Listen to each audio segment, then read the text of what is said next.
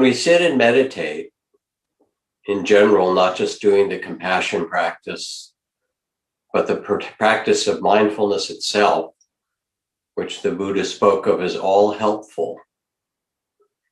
We take our seat in this human form halfway between heaven and earth. And with mindfulness, the point is not to create a special meditative experience. Those may come or may not, they come and go. The point is actually to open to the mystery of our human incarnation, to gaze with the eyes and the inner eyes and the heart at the unbearable beauty and the ocean of tears that make up human life. And I think we're all really especially aware of it in this past year plus of the pandemic, that in some places is winding down, hallelujah. But in other places, it's not. I went to see my grandson, who's 2.5 years old. It's so shocking. You know, he's used to seeing Baba Jack on a little glass screen on the phone. And all of a sudden, I'm like a live person. And he is to me. It's like moving from virtual reality to the real thing. And it's weird, back again, doing social things with friends who are vaccinated a little bit and still being tentative and trying to figure out, well, how do I want to live now after this year plus of being sequestered? And sadly, the reality is that the pandemic isn't ended. I was traveling recently, Trudy and I, with these dear friends, Larry and 𝐤𝐴𝐺𝐵 Brilliant. He's one of the world's great epidemiologists working with the WHO and the administration and so forth. And he made it clear that all the variants that are coming in different parts of the world and the unvaccinated people in so many countries that have not been given vaccines, even though we could, and the huge spread in India and Brazil and Turkey and so forth, that this will be with us for a long time. And us means us as human beings, because we can't isolate ourselves in one country or one continent and close our doors. We are all connected. We know this, but now the pandemic shows it in bright lights in an unmistakable way. But it's not just this huge change. They're the ongoing conflicts, and I hear from them. I hear from friends in Burma and Myanmar, because I've been engaged in trying to help in modest ways, and the situation is terrible. And then I hear from friends in Palestine and Israel, and it too is heartbreaking, living under rocket fire on all sides. The cruelty, the barbarity of it, and not just there, whether it's Syria or South Sudan and so many places in the world. What are we doing as human beings? And at the same time, there is also the incredibly deep need to sustain the movements for social justice and racial justice, the delusion and the suffering from racism and injustice. It's very easy for us to slip back into the unconscious ways that have oppressed so many people and kept so many of us locked in separate consciousness. I don't need to talk about climate change, or maybe I do the whole time. But we're woven in that too, in this inescapable garment of destiny, as Dr. King said. And it's not just out there, it's our own personal lives, our own share of the 10,000 joys, the 10,000 sorrows, of praise and blame, of gain and loss, of fame and disrepute, of pleasure and pain, of birth and death. I have all these friends who are sick or dying because I have a big circle of people who've been friends or colleagues or students. And maybe because I'm 75 years old and I know a lot of other people in my age range. All of this happening. So then there's a question with it all. How do we find a peaceful heart in the midst of beauty and catastrophe? Our experience, our human experience, is not a mistake. As William Blake said, joy and woe are woven fine, a clothing for the soul divine. When this we rightly know, through the world we safely go, for we were made for joy and woe.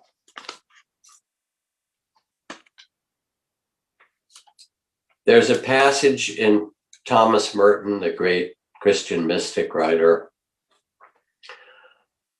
that speaks of his visit to Polonnaruwa in Sri Lanka in his Asian journals. And Polonnaruwa is a temple where these huge marble statues of the Buddha seated and lying down were carved out of a marble cliff, giant statues with incredible beauty and a kind of spiritual power that Merton said he'd almost never seen in any other work of art. So powerful they are. Walking across the green grass up to these statues, he said, I gazed at these enormous faces and at the eyes of the awakened one.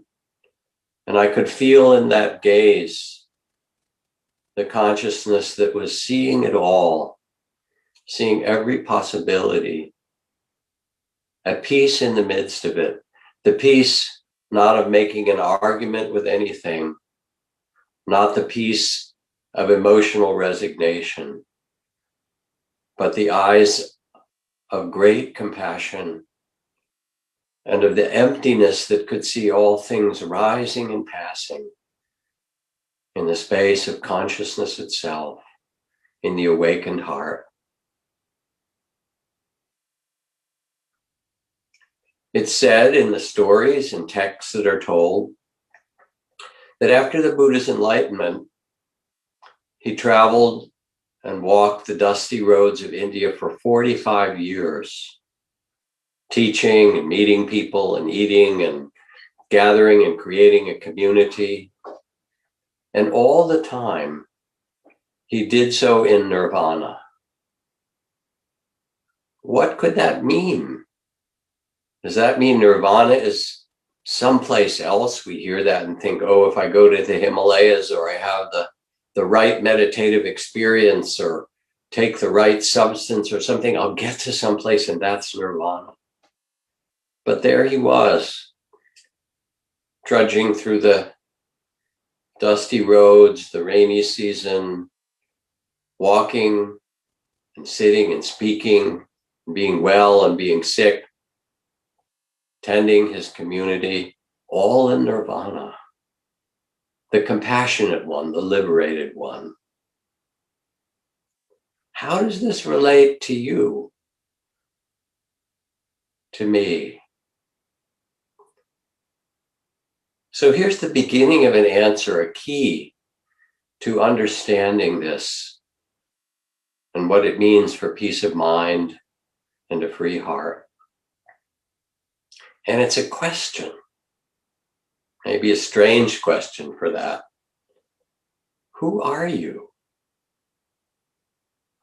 Or as Zen Master Seung-San Sansanim used to say, what am I? That was our practice, to sit and say, what am I? What am I? Who are you? For this is the question of our human, mysterious experience.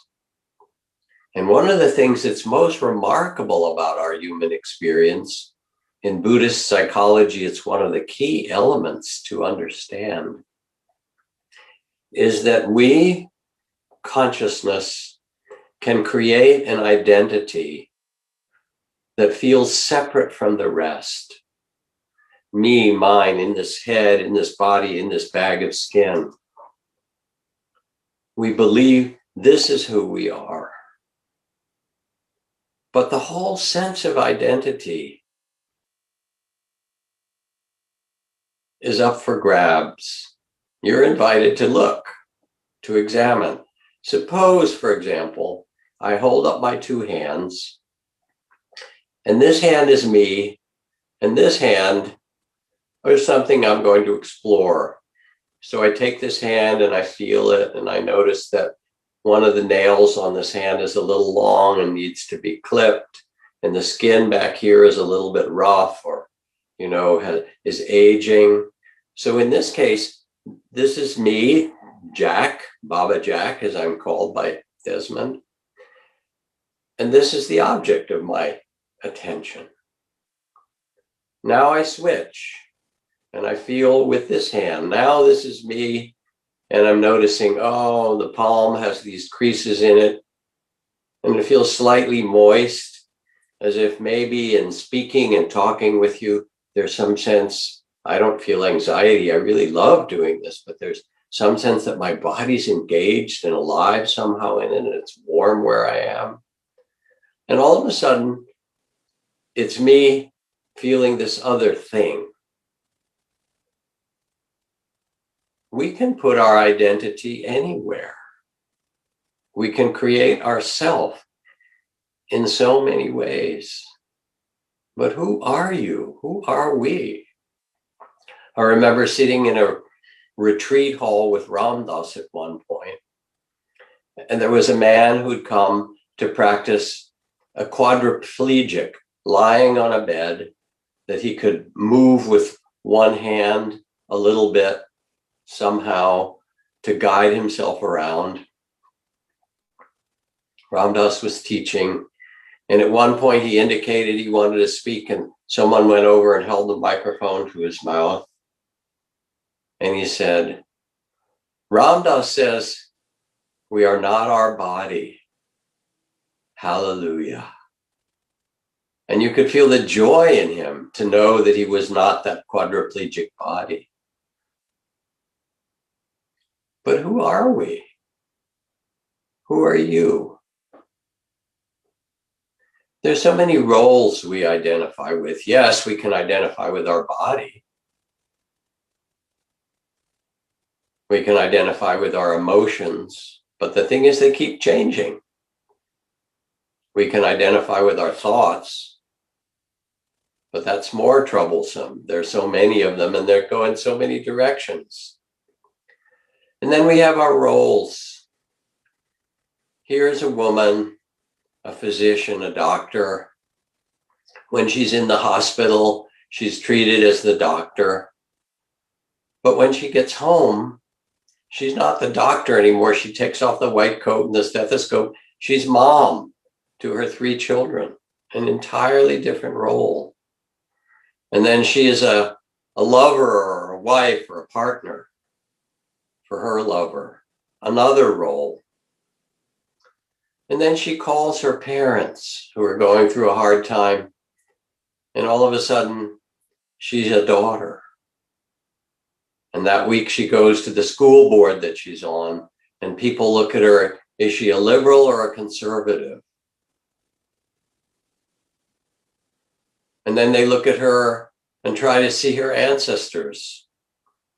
Are they from India or Nigeria or Ireland?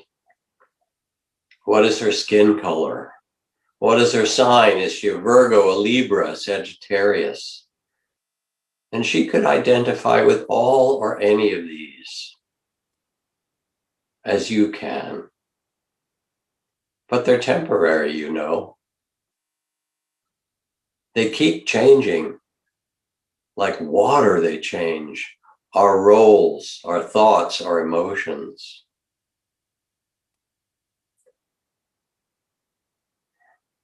Alan Watts wrote a book called On the Taboo of Not Knowing Who You Really Are.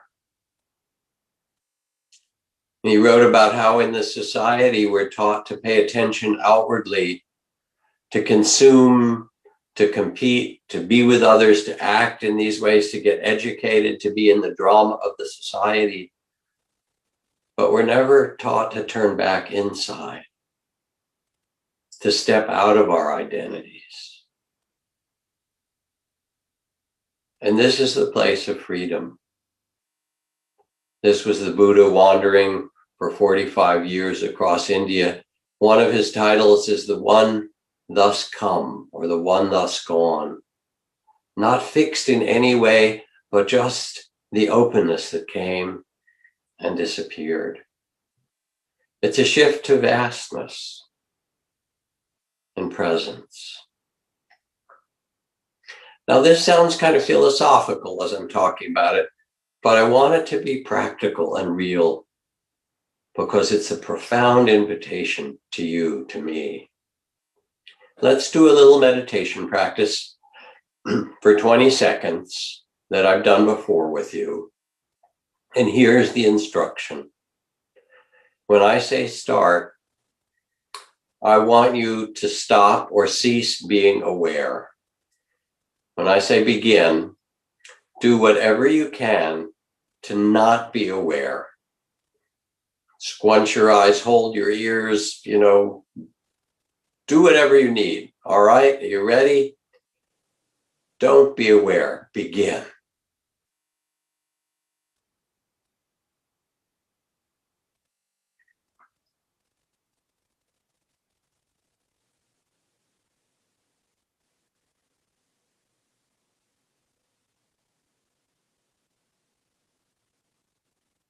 Of course, it becomes clear you can't do it.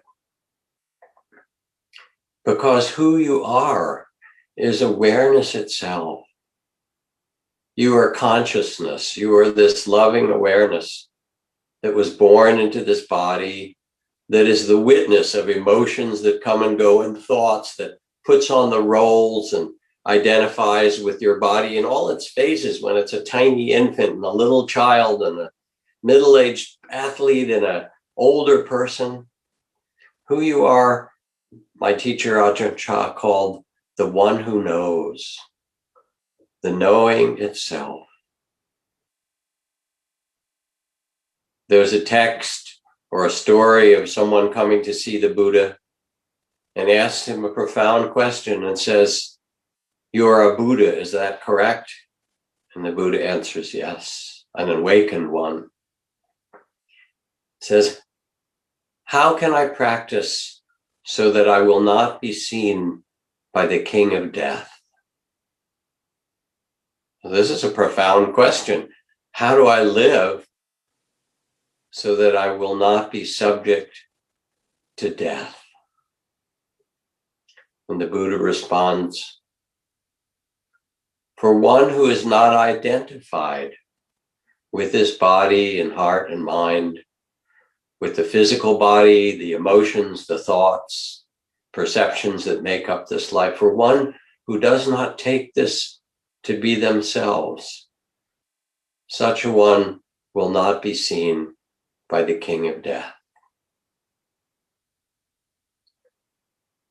And in this last week or two, I've tended virtually to a couple of dear ones who were dying, passing away. And in doing so, they were people who I was very close to. I had the privilege of the last whispered in the ears instructions, even as they lay in a coma in some cases. But people in coma can hear and remember. I've seen it so many times as people wake up and remember what happened. And I would say, let go into the clear light, into the ocean of love, loving awareness that is who you really are. You are returning to the source. You've had this incarnation with its blessings, its difficulties. You completed this, and now it's time to let your heart be at peace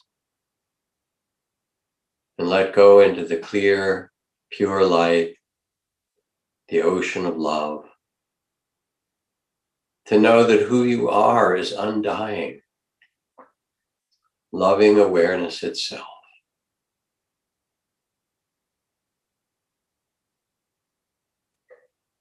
You don't have to wait till you die, because the reality is that we are born every day. Every day at breakfast, you have a new incarnation every moment. And to see the consciousness, to see the spirit, we'll use that word, that's taken birth in each being is an extraordinary thing. Thomas Merton again writes so exquisitely about it, coming out of his monastery and walking down the street in the middle of the town. He said, all of a sudden, it wasn't the monastery where I was looking for holiness, but in this moment, I could see the secret beauty behind the eyes of everyone walking by. That place of consciousness and love, the child of the spirit that was born into each one of them. They were shining like the stars for me. What else is there to see but this, to see the beauty behind the eyes? To know that we get to have this human incarnation and its great dance. Who are we really? Who are you? The one listening, the one who knows. When we see in this way, there's an original innocence. And as I've talked about in India, sometimes the description is this: you go to see a great master, whoever she or he might be, and they look at you, and there you are with all your complexity and your pleasures and pains and your longings and hopes and your fears, with your shame and desire and greed and your love and creativity and vision. And they look so deeply at you with what is called the glance of mercy, with a love that sees underneath all those layers and roles, looking right into your heart, into that consciousness that you really are, with great love, loving it all. Not caste or race or creed or birth or accomplishments or lack of accomplishments. Oh, nobly born, reminds the Buddha to you, to me. Oh, you who are the sons and daughters of the awakened ones. Remember who you really are. Remember your original dignity and beauty. I love the poem from William Stafford, where he writes of someone, the one line I talk about where he writes, this person who felt lost in the rain and then remembered, maybe I'm a king. Maybe I'm a queen. You are, oh nobly born, remember who you really are. Now this week is the celebration of Vesak. Visakha Puja, it's called. And in the Theravada tradition, from which our mindfulness training comes, from Burma and Sri Lanka and Thailand and Laos and Cambodia and so forth, it celebrates the birth, the enlightenment, and the death of the Buddha all on the same day. Very tidy way to live a life, to be born and die and enlightened on the same day. And I've always been curious now, why would it be celebrated this way? And I believe it's celebrated this way because we're always being born and always dying each day, each moment. We're reborn anew in this mysterious, timeless human life. We take birth, take a new identity for a time, and then it passes away. And so our birth and death and our freedom or enlightenment are here, just where we are, as they were for the Buddha, as he walked across India in the state of freedom and nirvana. Okay, beautiful poetry, but how does this really help? We've just gone through tax season. We still have to wear a mask some of the time, or we don't know who's vaccinated and who's not, and should we wear a mask? We have teenagers in our family who are struggling more than teenagers usually did through the pandemic. We invested in cryptocurrency and it just tanked for the week. Our marriage has gotten a little bit stale, or we feel estranged from a friend. We feel guilty because we're not doing enough for the people with COVID in India or Brazil, enough for those most hard hit by the pandemic. We have all these things that weigh on our hearts and that we have to deal with. How do we do it?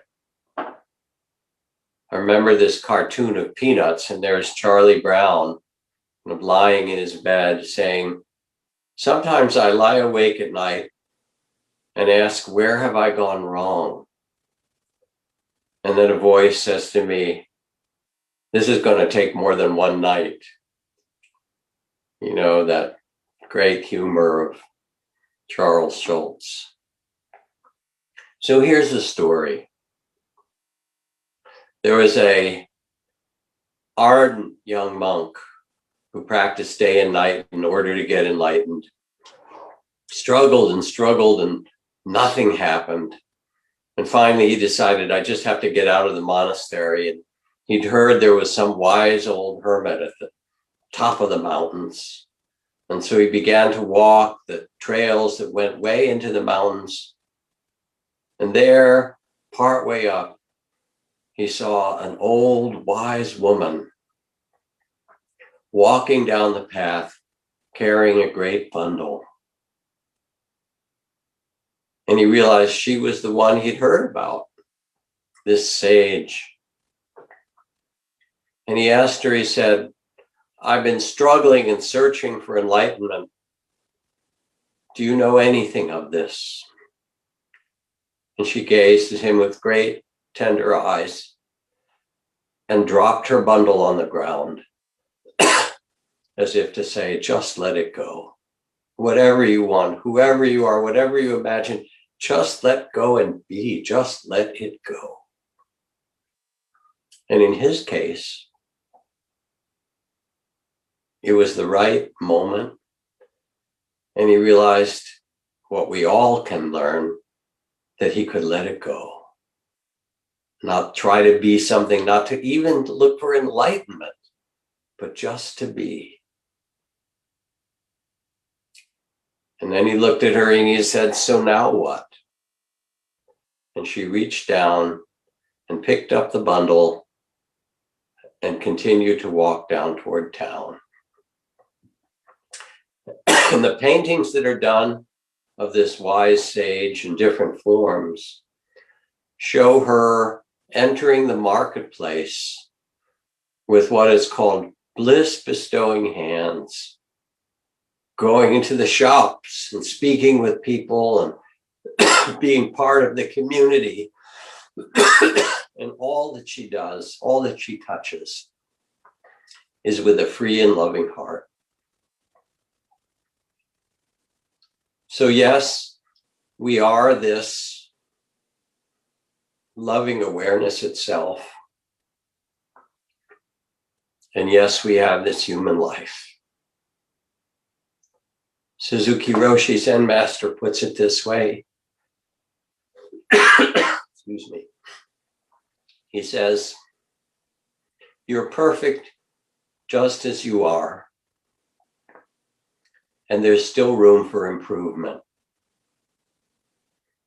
And it's one of those brilliant statements by a wise Zen master.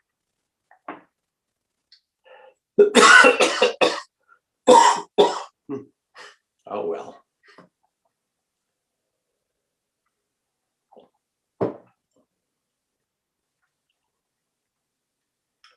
From the place of the one who knows, you become the witness to it all. You remember vastness, like the woman that I worked with who had to go home to her family in Illinois, in the old family home, because her father's had Alzheimer's and her mother, who was taking care of him, had fallen and broken her hip, and the house was a wreck when she got there, and she realized they couldn't live there anymore. She had to move them out, all those struggles. And she began to weep for her parents and the loss, and it was her childhood home. And then she walked out into the hills near her family home and got to the hilltop in the daytime, and she could see her house and the neighborhood and the farmland that stretched around and the cumulus clouds in the sky and the vastness of that Midwestern landscape. And she became quiet and tender inside.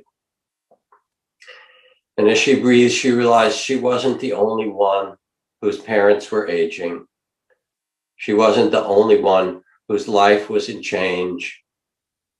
She could feel that she was part of thousands of others who loved and cared for their parents even as they aged, and even as they needed new levels of help, and even as they had to let go, all of them together, of the way that it was to make room for the next moment and the next thing. And she realized, I'm not alone in this. This is the human incarnation. This is human life itself, with its joys and its sorrows and its seasons. And she could see with the eyes of wisdom, the one who knows.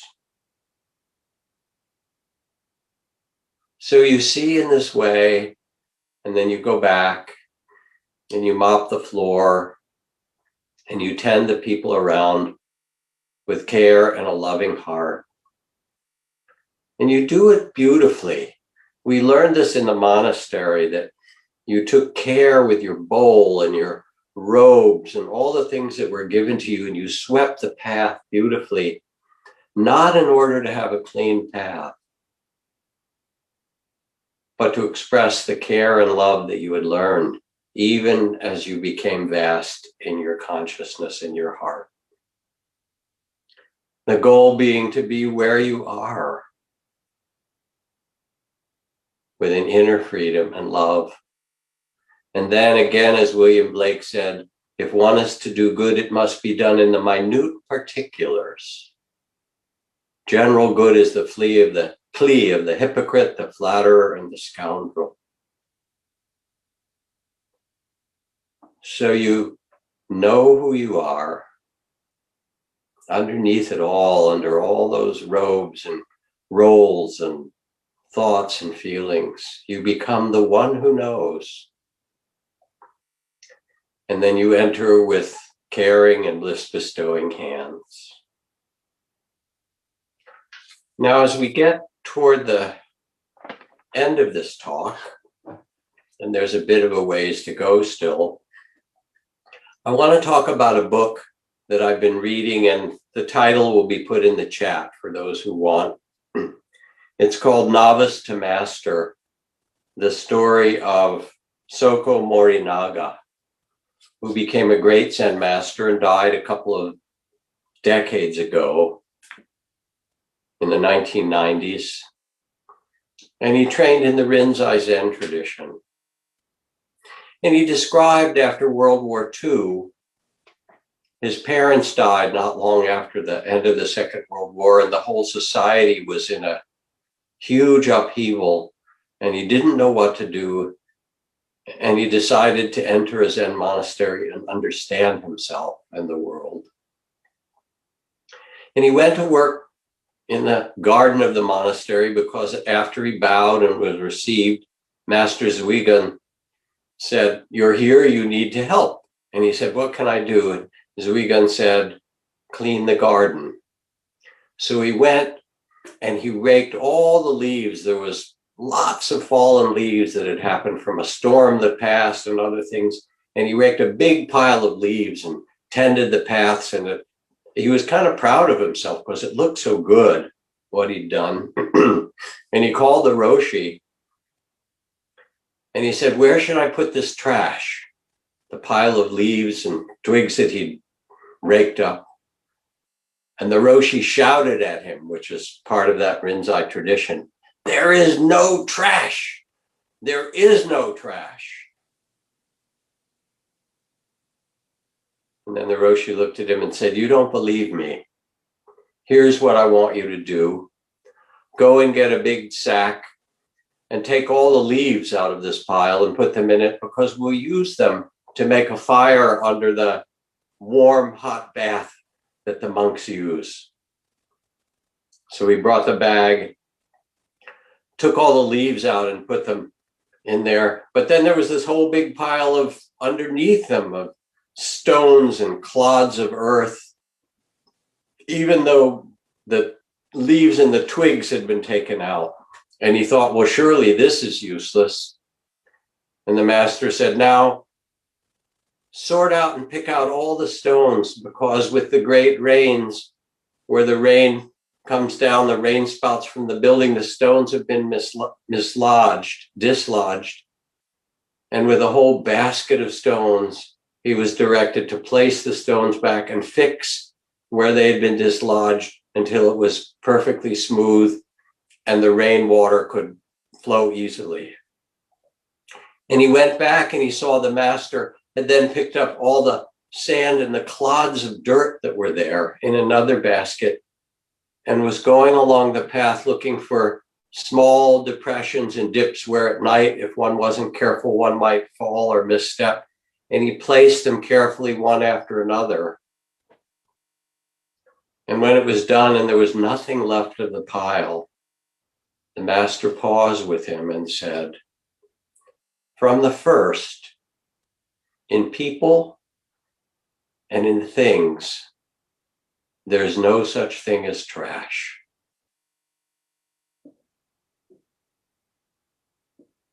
What a teaching.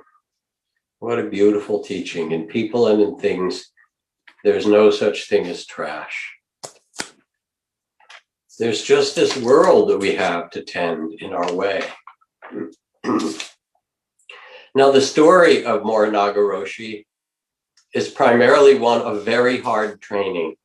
Poor food, little sleep, a tremendous amount of surrender over years, till gradually, with all his self-doubt and insecurity and grief and stupidity, he learned to accept himself and feel confident in his true self. And the subtitle of the book is An Ongoing Lesson in the Extent of My Own Stupidity. So it's not just my word, but his. And at the end of the book, at the end of his Zen journey and story, he speaks of an older woman, older than himself, named Miss Okamoto. He said when she was 40 years old, she'd come into the monastery and wanted to serve in whatever way she could. Yes, she would meditate, sit with a koan, but she took it upon herself to wash the robes of the master and the senior monks. She took it upon herself to plant and tend the garden beds, to pickle the vegetables, to cook.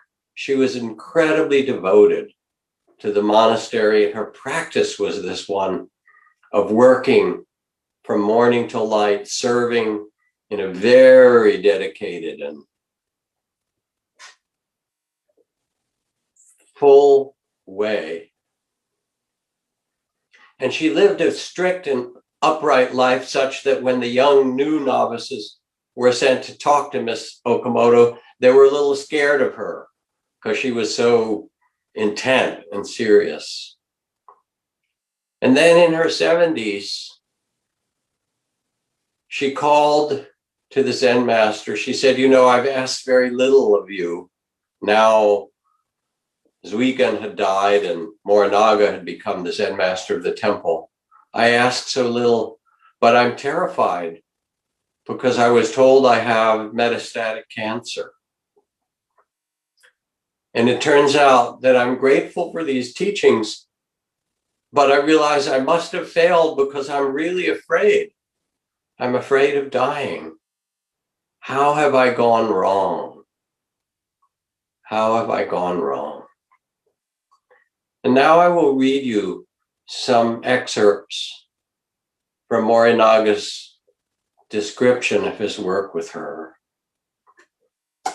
And it's more than I usually read in a talk, but there's something to me that's so compelling that I hope it will be for you. Although Miss Okamoto, who beseeched me, was 24 years my elder, her earnest confession prompted me to bluntly call her attention to something that had been weighing on my mind about her. This woman had led a flawless, commendable life, but she had always stoically gritted her teeth in an effort to do good and avoid evil, sharply distinguishing between good and bad, forever sizing up and passing judgment on every situation. She went about her endeavors to do better, but with her teeth clenched fast. I explained to Miss Okamoto, you come from your mother's womb and leave in your coffin. The time in between you call life, and perhaps you think going into your coffin is death, but true existence is birth and death all the time. Our lives appear to be unbroken blocks, but if you look at a candle flame which seems to burn continuously, actually the wax is burning down bit by bit and the wick that blazes is passing as the flame moves down. When you understand this, you realize that you are a wife or a husband or a spouse, a neighbor to next door. When you look at that, you have these roles and you notice that you are born again and again. You die in each instant and get born again. I told Miss Okamoto, when you go to the kitchen to prepare dinner, be born in the kitchen. When you finish there, die. When you are born at the dining table as you eat your dinner, be born, and when you finish eating, die there. When you go to bed at night, die there, and when you wake up fresh, and if you have cancer, be born with cancer. I've seen many people in practice over the years. I do not know of anyone who so splendidly and thoroughly took my instructions to heart.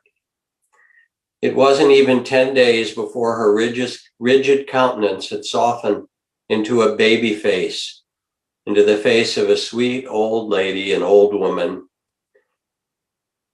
She had been given permission to leave behind the lifestyle in which she had to grit her teeth and try to live right. Miss Okamoto's disease grew progressively worse, and she was finally hospitalized. I remember that when I called on her, the doctors and nurses all remarked that though they'd worked in the hospital for many years, they'd never encountered a patient like this one. For by this time that she had entered the hospital, she was greeting everyone and everybody, every scene, in the spirit of one chance, one encounter. One chance, one encounter may occur when one encounters a stone, when one comes upon a weed, when one is cleaning the bathroom or cooking rice. It refers to the state of heart and mind in which one makes absolutely no projections of favorability or adversity, but meets life as it is. Before Miss Okamoto died, not long before she died, tending to her, she looked up and said, "I've led a pretty stuffy life all these years, so I think I'll just take a ball and go out and play in the woods. Play in the woods now." These were her last words. And we, the monks of the temple, placed a beautiful ball of colored threads inside her grave. This story really touches me because we've tried so hard, you know. And it's not that it isn't important to practice. Any good musician knows how you need to practice. But when you become a good musician and you keep practicing, you do it for the joy of it. You practice for the pleasure of it. So as Suzuki Roshi says, yes, there's room for improvement, but not as a goal, not as a judgment, but out of the delight of being alive and being able to attend and develop and open in compassion and tenderness and understanding. You have within you this loving awareness, this loving presence, and there's no trash, nothing that cannot be treated with dignity and respect. And then you learn that meditation and mindfulness is not passive, but it's a way of tending the garden of the earth. You honor your true nature. You honor the birth and death and enlightenment of the Buddha within yourself, this 𝐤𝐸𝐴𝐳. I think of a woman who worked in juvenile hall. Her own mother had died when she was quite young, 9 years old. Her sister was 8, died of cancer. And before her mother died, she sewed a beautiful little doll. And one of the last things she did for her children, the 2 daughters, was to take the doll and cut it in half and say, "I've given life to both of you. You were in me and I am in you, and I'm always a part of you." And put this in their hands. So here this woman was later, one of those girls grown up, working in juvenile hall. And there were girls in there, young women, who were depressed and suicidal, who'd been through terrible things and abused and mistreated culturally and in their families, harming themselves. And on her last day working with them, she got a big piece of paper and made on it a big paper doll.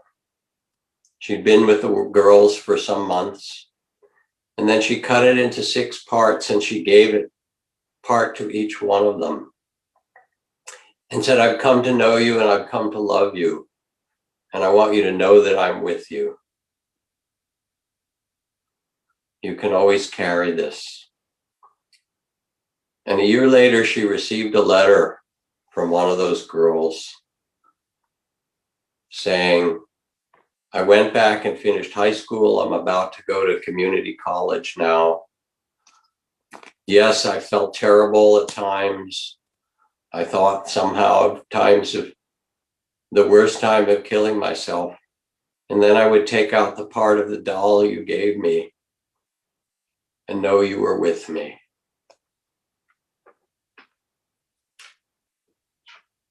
In spite of your regrets, your own share of sorrows and struggles, you too are always held like these girls, held by love, held by the Dharma, held by the universe that you cannot fall out of. And of course, we all have times that we forget. But the one who knows in us, the loving witness, knows that what matters in the end is integrity and generosity and reaching out with care and not holding on so tightly as things are born and dying. This is the inner 𝐉𝐚𝐜𝐸, being reborn as the one who knows. And it allows you to enter this world with a free heart. And here's the last little bit from Morinaga. If a person is working for wages, shoveling sand onto the bed of a truck with a shovel, they may get tired. Should someone happen along and offer to help them out, they will most likely be glad to hand over the shovel. But suppose a child is playing in a sand pile, scooping sand into a bucket and then pouring it back out. Should someone walk up and offer to take over for a while, the child would balk at such foolishness. Why should I want you to take over when I'm having so much fun? Even the most fleeting of activities, such as the business of preparing a meal or cleaning the community hall or tending what is around you, can be what I call the samadhi of play, of bringing your awakening alive from moment to moment. Yes, we need to practice, to remember courage and tenderness, to use those skillful means to remind us so we can quiet our mind and tend our heart. And remember that who you are is the awakened one, herself, himself, the blessed one. You are loving awareness, witnessing the dance of this life. And from this place of freedom, from the awareness itself, then you reach out and tend the garden of this world beautifully.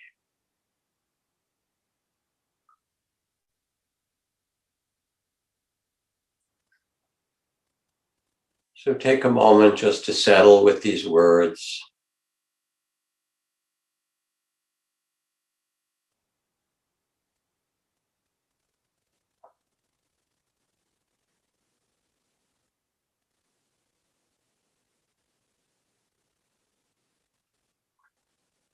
It's not about improving yourself, but living with joy.